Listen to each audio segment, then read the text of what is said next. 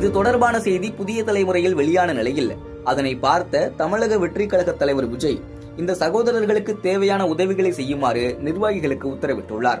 இந்த குடும்பத்திற்கு இனி எவ்விதமான கஷ்டங்களும் இருக்கக்கூடாது என்று விஜய் அறிவுறுத்தியதன் பேரில் மாவட்ட நிர்வாகிகளோடு வீட்டிற்கு சென்ற மாவட்ட செயலாளர் மாரியப்பன் உதவி பொருட்களை வழங்கியுள்ளார்.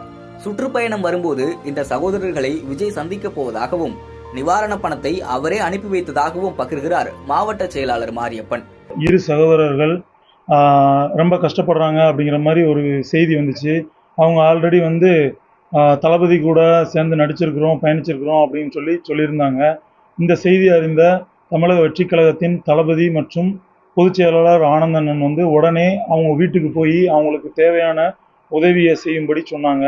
இனிமேல் அவங்க வாழ்க்கையில் எந்த கஷ்டமும் படக்கூடாது, நம்ம ஆட்சி வந்தாலும் சரி, நம்ம ஆட்சி வர்றதுக்கு முன்னாடியே அவங்க எந்த கஷ்டத்தையும் அனுபவிக்கவும் கூடாது அப்படின்னு சொல்லியிருந்தாங்க. அடுத்து அவங்களோட தாயார் அவங்க சொன்னதையும் எல்லாத்தையும் கேட்டு அறிந்து இனிமேல் அவங்க கஷ்டப்படக்கூடாதுன்னு சொல்லி அவங்களுக்கு முதற்கட்டமாக அரிசி, காய்கறி மற்றும் மளிகை பொருட்களையும் அதனோட சேர்ந்து நான் அனுப்பி விடுறேன்னு சொல்லி தளபதியே அனுப்பிச்சுட்ட அந்த நிவாரண உதவித்தொகையும் அவங்களுக்கு கொடுக்க சொல்லி எங்கிட்ட சொல்லியிருந்தாங்க. அதன் அடிப்படையில் இன்று தென்காசி வடக்கு மாவட்டத்தை சேர்ந்த அனைத்து நிர்வாகிகளும் அவங்க வீட்டுக்கு நேரில் அவங்களையும் பார்த்துட்டு நாங்கள் இந்த உதவியை செஞ்சுருக்கோம். புதிய தலைமுறைக்கு எங்களுடைய மாவட்டத்தின் சார்பாகவும் மாநிலத்தின் சார்பாகவும் வாழ்த்துக்களையும் நன்றியும் தெரிவிச்சுக்கிறேன்.